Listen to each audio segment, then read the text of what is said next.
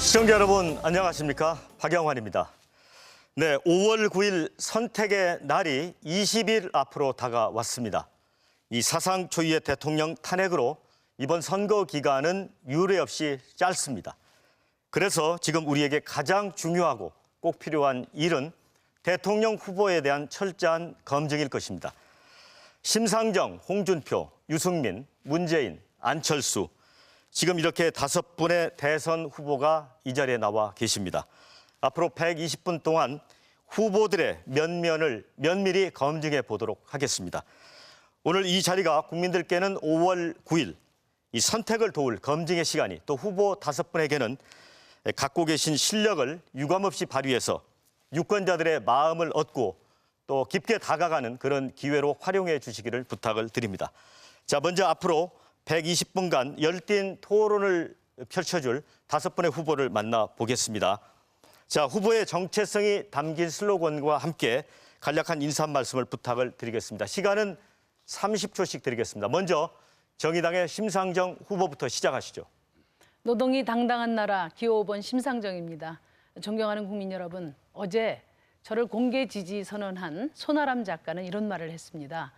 그동안에는 당선 가능성에 투표를 했는데 세상이 바뀌질 않았다. 그래서 이번에는 당선 가능성이 아니라 대한민국의 가능성에 투표하겠다고 했습니다. 저 심상정이 거침없는 개혁으로 새로운 대한민국 책임지겠습니다. 내 삶을 바꾸는 대통령 되겠습니다. 국민 여러분, 전폭적으로 성원해 주십시오. 네, 다음은 홍준표 자유한국당 후보 차례입니다. 네, 서민 대통령 후보 홍준표입니다. 5월 9일 선거는 이 땅의 체제를 어떻게 선택할 것인가 그런 선거입니다. 좌파 정권을 선택할 것인가 우파 정권을 선택할 것인가. 1, 3번 후보는 사실상 한당입니다. 선거 끝나면 합당을 할 것이기 때문에요. 안보 위기가 극에 달한 상황, 홍준표를 찍어야 자유 대한민국을 지킨다. 저는 그렇게 생각합니다. 네, 다음은 바른정당의 유승민 후보입니다. 네, 보수의 새 희망 유승민입니다. 2017년 취임할 대통령은 경제위기, 안보위기 극복하고 또 따뜻한 공동체, 정의로운 민주공화국을 만들기 위한 근본적인 개혁을 해낼 수 있는 사람이어야 합니다. 저 유승민에게 그 능력이 있다고 감히 자부합니다. 저는 문제 해결을 할 줄 압니다. 국민 여러분께서 저 유승민을 찍어주시면 유승민이 됩니다. 지원을 부탁드립니다. 감사합니다. 네, 다음은 더불어민주당의 문재인 후보입니다. 나라다운 나라, 든든한 대통령 문재인입니다. 이게 나라냐? 지난 겨울 내내 우리 국민들은 이렇게 탄식했습니다. 나라다운 나라, 염원했습니다. 촛불 민심을 받드는 진짜 정권 교체만이 나라다운 나라 만들 수 있습니다. 나라다운 나라 만들 수 있는 든든한 후보 문재인입니다. 함께 해 주십시오. 네, 다음은 국민의당의 안철수 후보입니다. 국민이 이깁니다. 반갑습니다. 국민의당 기호 3번 안철수입니다. 1번, 2번에게는 기회가 많았습니다. 이대로 멈추면 미래가 없습니다. 지금은 산업화, 민주화 넘어 새로운 미래를 선택할 때입니다. 더 좋은 정권 교체 선택할 때입니다. 믿고 맡겨 주십시오. 네, 이 5분의 특색 있는 인사말 잘 들었습니다. 자, 본격 토론에 앞서서 오늘 토론 순서를 잠시 소개를 해 올리겠습니다. 자, 오늘 토론은 이른바 이제 스탠딩 방식입니다. 이 사전 자료나 원고 없이 지금 진행이 되고 있습니다. 이 토론 전반부에는 정치, 외교, 안보 분야의 공통 질문이 있습니다. 이어서 바로 같은 분야의 시간 총량제, 자유 토론이 진행이 됩니다. 9분씩 후보들께 주어집니다. 자, 후반부에는 교육, 경제, 사회, 문화 분야의 공통 질문, 또 바로 이어서 같은 분야의 시간 총량제 자유 토론이 이어집니다. 자, 오늘 이 자유 토론은 사실상 이 난상 토론이 가능합니다. 그래서 각 후보들의 순발력, 위기 대처 능력, 또 정책 비전과 리더십 등이 좀 차별성 있게 드러나지 않을까 이렇게 기대가 되고 있습니다. 이 5 후보께서는 이 각 언론사 사실 확인 검증단을 지금 운영을 하고 있습니다. 그래서 하신 말씀들이 검증이 되고 있기 때문에 근거 없는 네거티브는 사양해 주시기를 부탁을 드리겠습니다. 자, 그러면은 오늘 첫 번째 공통 질문을 드리기 위한 선택의 시간을 갖겠습니다. 지금 후보들 책상 위에 보시면 버튼이 1번, 2번 이렇게 써져 있는 게 있습니다. 지금 1번과 2번 중에서 한쪽을 선택해서 눌러주시면 후보들께서 다수가 선택한 질문지를 제가 읽어드리도록 하겠습니다. 자, 선택을 해주시죠. 눌러주십시오. 3번은 없습니까? 저는 3번 누르고 싶은데. 네. 자, 볼까요? 현재 심상정 후보님 눌러주시죠. 이미 결정이 났습니다. 야, 이거 오늘 토론이 아주 잘 될 것 같습니다. 모든 분들이 1번을 눌러주셨습니다. 자, 그러면 제가 정치, 외교, 안보 이렇게 이제 질문이 밀봉돼 있는데 저도 질문 내용이 어떤 내용일지 좀 궁금해집니다. 한번 질문을 읽어드리겠습니다. 자, 북한의 6차 핵실험 가능성이 높아지고 있습니다. 핵실험 저지를 위해서 미국은 선제 타격을 포함한 이 모든 옵션을 검토한다. 이런 메시지를 내고 있습니다. 중국은 북한의 원유 공급 중단 가능성을 역시 언급하고 있습니다. 그렇다면 우리 정부가 북한의 핵실험을 저지할 수 있는 외교적 지렛대는 무엇이라고 생각하십니까? 외교적 지렛대는 무엇입니까? 이렇게 질문을 했습니다. 자, 답변은 순서에 따라서 홍준표 후보부터 시작을 하겠습니다. 시간은 1분 드리겠습니다. 우다웨이 특사가 저를 만나러 왔을 때 한국에서 이래 사드 배치 가지고 논쟁을 벌일 게 아니라 빨리 북한에 가서 6차 핵실험이나 미사일 도발을 못하게 막아달라 이렇게 부탁을 했습니다. 아마 우다웨이 특사가 북한에 간다고 합니다. 그리고 북한의 핵실험을 막기 위해서 압록강 위에 있는 태평만 댐이라고 있습니다. 그 원유 공급을 좀 차단해달라고 요청을 했습니다. 그러니까 중국 정부에서 원유 공급도 차단을 지금 검토를 하고 있습니다. 무엇보다도 북미가 극단적인 대결을 막기 위해서는 중국의 역할이 제일 중요합니다. 중국이 북의 도발을 억제만 할 수 있다면 미국의 선제 타격은 없을 것으로 봅니다. 그래서 저는 지난번에 우다웨이가 저를 방문했을 때 중국의 역할을 강조를 했습니다. 네, 다음은 유승민 후보께서 답하실 차례입니다. 예, 우리나라와 미국이 공동으로 전략을 펴서 중국을 설득해서 중국이 석탄 수입 금지, 원유 공급 중단 등을 포함해서 북한에 대한 제재와 압박을 훨씬 더 강하게 가해야 합니다. 그래야 북한이 김정은 체제의 존속이냐 아니면 핵미사일을 껴안고 죽을 거냐가 결정이 됩니다. 선제 타격이라고 많은 분들이 오해하시는데 선제 타격은 그것은 북한이 우리에 대해서 핵 공격이 아주 임박했다 이런 징후가 있을 때 우리가 예방적인 자위권 차원에서 선제 타격을 하는 겁니다. 우리가 할 수도 있고 주한 미군이 같이 할 수도 있는 겁니다. 선제 타격은 절대 없다 이런 말을 하는 것은 안보관이 매우 위험하다는 겁니다. 선제 타격은 언제든지 자위권 차원에서 할 수 있고 그런 선제 타격을 하기 전에 중국과 미국을 동원해서 북한에 대한 제재와 압박을 가해서 북한이 핵실험을 감히 못하도록 해야 됩니다. 네, 다음은 더불어민주당 문재인 후보께서 답하실 차례입니다. 예, 우선 동맹국가인 미국과 긴밀히 협의하고 공조할 필요가 있다고 생각합니다. 그 과정에서 우리의 입장도 충분히 반영할 수 있도록 할 말을 해야 한다고 생각합니다. 지금 미국과 중국이 취하고 있는 강도 높은 대북 제재와 압박에 대한민국도 동참할 것이라는 것을 분명하게 하는 것이 좋겠습니다. 그래서 우선 저는 5당 대표와 우리 5명의 대선 후보들이 함께 대북 결의를 밝히는 것이 좋겠다고 생각합니다. 만약에 북한이 육자 핵실험을 강행한다면 다음 정부에서 남북관계 개선은 불가능해질 것이고 북한은 국제적으로 더 고립이 심화돼서 체제 유지가 어려울 것이다라는 것을 분명히 밝혀줄 필요가 있습니다. 또한 그와 함께 중국에 대해서도 북한이 핵실험을 강행한다면 사드 배치가 불가피하게 될 것이다라는 것을 분명히 해줄 필요가 있습니다. 네, 다음은 국민의당 안철수 후보입니다. 미국과 그리고 중국 외교적인 협상들이 정말로 중요합니다. 우선은 미국에 대해서는 이제는 정말 전쟁은 피해야 한다. 전쟁은 있어서는 안 된다는 것을 알리는 겁니다. 그리고 또 여러 가지 그 상황에 대해서 우리가 주체가 돼서 우리와 꼭 상의를 해서 대한민국의 운명을 결정해야만 한다는 것을 미국이 인지하는 것이 중요합니다. 그리고 또 중국은 대북 제재 국면에 있어서 거기에 적극적으로 협조해야만 합니다. 지금까지 계속 북한의 도발이 이렇게 계속 지속돼 왔던 이유 중에 하나도 중국의 미온적인 태도입니다. 결국은 한반도의 불안정이 중국의 국익에도 도움이 되지 않는 것을 설득을 하고 중국이 이 대북 제재에 적극적으로 동참하도록 우리가 외교적인 노력들을 경주해야만 합니다. 네, 자 마지막으로 정의당의 심상정 후보 말씀해 주시죠.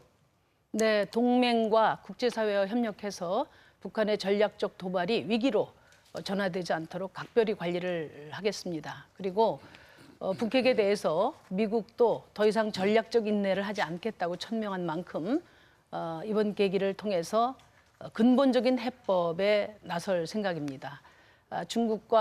미국과 중국이 한반도 평화보장의 원칙을 천명할 수 있도록 적극적인 중개자, 촉진자의 역할을 하겠습니다.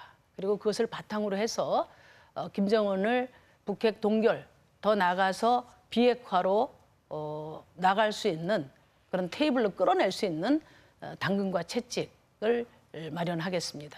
그렇게 적극적인 평화 외교로 북핵 문제에 대한 단순한 대응책이 아니라 근본적인 해법을 모색하도록 하겠습니다. 네, 그 1분의 답변 시간이 아주 짧게 느껴지셨을 텐데요. 자, 이제 본격적으로 정치, 외교, 안보 분야에 대한 자유 토론 시간을 드리도록 하겠습니다. 자, 후보님들 이제 앞쪽을 보시면 각 후보님들 이름하고 이 디지털 시계가 9분 이렇게 좀 맞춰져 있죠. 자, 질문과 이제 답변을 하시게 되는데 질문과 답변 시간은 후보님들 스스로 결정을 하시는 겁니다. 다만 답변을 하든 질문을 하든 시간은 줄어들게 돼 있습니다. 그래서 9분을 다 쓰시면 더 이상의 답변도 질문도 불가능해집니다. 그러니까 전략적으로 시간 배분을 잘 해주시기를 부탁을 드리겠습니다. 우리 회사 드리는 말씀인데 이제 자유 토론이지만 주제에서 좀 벗어난 말씀을 하실 경우 제가 오늘 심판이니까 조금 정리를 하겠습니다. 자, 정치, 외교, 안보 분야입니다. 그러면 토론 시작은 우리 유승민 후보부터 시작을 해주시죠. 문재인 후보님, 단도직입적으로 좀 물어보겠습니다. 예. 지난 13일 토론 때 북한 인권 결의안 이 문제가 작년 10월에 터졌는데 최순실 사태 때문에 그때 묻혀버렸어요. 그런데 문재인 후보님께서 지난 13일 토론에서 제가 무려 6번을 똑같은 질문을 했습니다. 북한 인권 결의안에 기권할 거냐 찬성할 거냐 반대할 거냐를 두고 2007년에 북한 김정일에게 미리 물어봤느냐.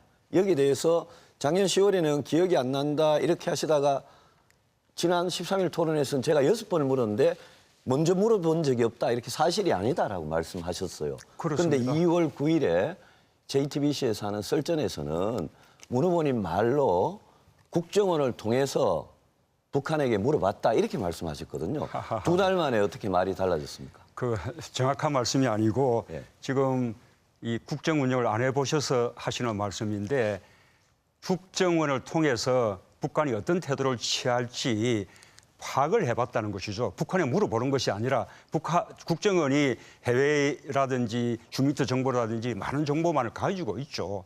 그래서 국정원을 통해서 북한의 반응을 판단해 보도록 했다 그런 뜻입니다. 아니 거기 물어본 거하고 뭐가 다릅니까? 북한에 물어봐서 파악하는 사람 정보기관이 어디 있겠습니까? 그럼 국정원이 어디다가 물어봤다는 겁니까? 국정원 자체의 정보망을 가동하는 것이죠. 그래서 누구한테 물어본 겁니까? 여러 가지 여러 가지 누구 말입니까? 뭐 해외에 있는 정보망이라든지 휴민트 정보망이라든지 국정원의 정보망이 많이 있죠. 아니 국정원이 그런 휴민트나 이런 걸 해가지고 북한이 어떻게 할 거다 이거를 알아봤단 말입니까? 북한이 물어보지 않고 왜냐하면 송민순 장관 회고록에는 그거를 예측할 수 회고록에는 없으면 정권 운영이 무능한 것이죠. 아니 그거는 북한에게 물어보면 물어보나 마나 아닙니까? 북한에 물어보면 그걸 찬성하겠습니까? 북한에 당연히 물어본 적이 반대하라 없다고 그러겠죠. 하지 않습니까? 그러면 2월 9일 날 그 설전에서 말씀하시는 건 어떻게 된 겁니까? 그럼 말 내용- 국정원 루트를 통해서 북한에게 확인했다 이렇게 말씀하셨거든요. 북한이 어떤 태도를 취할지 파악해 보도록 했다. 판단해 그러니까 보도록 북한이 했다는 거예요. 물어본 거 아닙니까 그게? 북한에 물어봐야 되겠습니까? 아니요 이 문제는 저는 굉장히 중요하다고 생각합니다. 보십시오. 외교부도 당시에는 자신들의 정보망에 의하면 북한이 인권 결의안 찬성에 대해서 반발하지 않을 것이다. 나름의 외교부의 정보망으로 그렇게 판단을 말해온 겁니다. 그러면 국정원 측의 판단은 어떠냐? 그렇게 그 판단을 구하게 된 것이죠.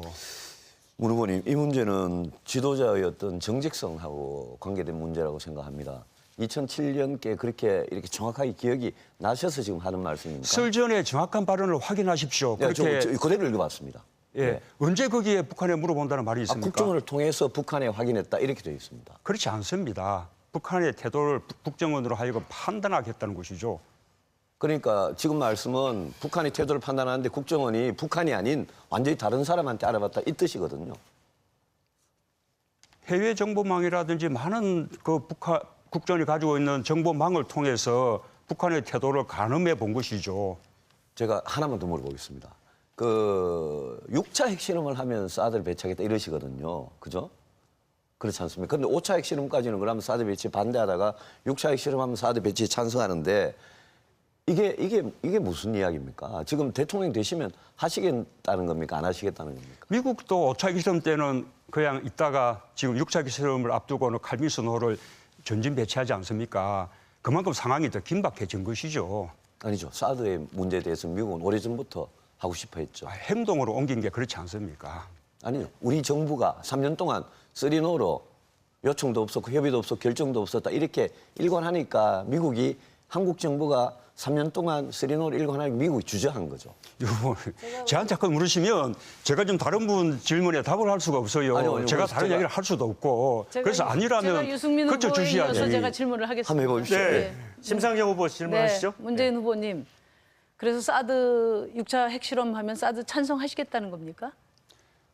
북한이 6차 실험을 강행하고 중국이 제어하는 역할을 하지 못한다면 배치할 수도 있다. 그렇게 제가 답을 했죠, 정확하게. 그러니까 저는 우리 문재인 후보께서 사드 배치와 관련해서 전략적 모호성이라고 말씀하실 때 굉장히 당혹스러웠습니다. 이 전략적 모호성이라는 말은 평론가의 언어지 정치 지도자의 언어가 저는 아니라고 생각합니다. 그러니까 전략적 모호성에 대해서 미국, 중국이 어떻게 받아들이겠습니까? 전략적인 신중함이 필요하지 않습니까? 전략적 이 고도의 외교 안보 사안에. 그러니까 정치 결정을 하셔야 될 정치 지도자가 전략적 모호성이라고 지금 이야기하니까 다 그렇게 말해버리면 그것이 무슨 외교적 카드가 됩니까? 미중 이런 주변국들에게 전략적 모호성이라고 하는 것은 이중 플레이로 받아들여집니다. 그러니까 중국은 사드 찬성할 거다 이렇게 생각해서 계속 경제 보복을 했던 거고요. 또 미국은 불투명하니까 불확실하니까 사드 알박기를 한 거거든요. 그러니까 저는 우리 문재인 후보께서 이렇게 이쪽 저쪽 눈치 보기 외교의 자세를 보이는 것은 강대국의 먹잇감이 되기 제일 좋은 그런 태도라고 저는 생각합니다. 우리 심 후보님이 제 입장에 대해서 마음에 들든 들지 않든 저는 제 입장을 분명히 밝혔죠. 그건 입장이 아니죠. 그래서 오히려 사드 배치가- 입장이 애매한 우리 안철수 후보에게 질문을 해보시죠. 사드 배치가 국익에 도움이 되느냐, 국익에 도움이 안 되느냐 이것을 명확히 국민들과 공유하고 그 다음에 이제 어떻게 외교를 할 것인가가 결정이 되는 겁니다. 저는 이제 이 전략적 모호성과 관련해서 한 가지 더 근본적으로 문제인식을 느끼는 것은 민주당이 처음부터 당론을 정하지 않고 애매모호한 태도를 일관하니까 그 사이에 정부와 새누리당이 북한이 핵실험하면 사드 배치를 기정사실화했단 말이에요. 그래서 당연한 것으로 만들어 버렸어요. 그러니까 그 큰 마이크를 쥐고 있는 제1당이 아주 무책임하게 입장 표명을 하지 않다 보니까 사드에 대한 어떤 왜곡된 인식, 편파적인 인식 이런 것들이 확대되는데 민주당이 저는 큰 역할을 했다. 그 점에 대해서 매우 유감스럽게 생각합니다. 동의하지 않고요. 지금은 미국 백악관 측에서도 사드 배치 문제는 다음 대통령이 결정할 문제다라는 말이 나오고 있죠. 우리 국방부에서도 물리적으로 대선 전까지 사드 배치는 어렵다라고 밝히고 있습니다. 그래서 이제는 사드 배치라는 카드가 다음 정부로 넘어오게 돼 있어요. 그것을 다음 정부가 현명하게 국내적인 절차적 정당성도 거치면서 또 미국, 중국과 충분한 외교적 합의도 하면서 안보, 국익을 함께 다 지켜내는 그런 합리적인 결정을 해야 되는 것이죠. 그 문제와 관련해서 제가 한 말씀만 더 드리고 또 넘기도록 하겠는데요. 그 점에 대해서 지금 백악관 안보정책 보좌관이 차기 대통령이 사드 배치 결정한다 이런 말을 했는데 한미 양국이 뭐 주워 담긴 했습니다마는 그 말의 의미는 저는 분명하다고 생각합니다. 대선 전까지 사드 배치 불가능하다. 그리고 미중 전략 이익 협상 과정에서 사드가 흥정의 대상이 되고 있다는 것을 저는 이야기했다고 봅니다. 그런 점에서 또 한미 FTA가 앞으로 재협상이 되면서 그게 지렛대로 이용될 수도 있다고 저는 생각하거든요. 그런 점에서 저는 안철수 후보께서 사드 배치를 이미 기정사실화하고 대통령이 돼서 국익을 따져볼 기회조차 발로 차버린 이런 말바꾸기에 대해서는 대단히 심각한 문제인식을 느낍니다. 그 점에 대해서 어떻게 생각하십니까? 제가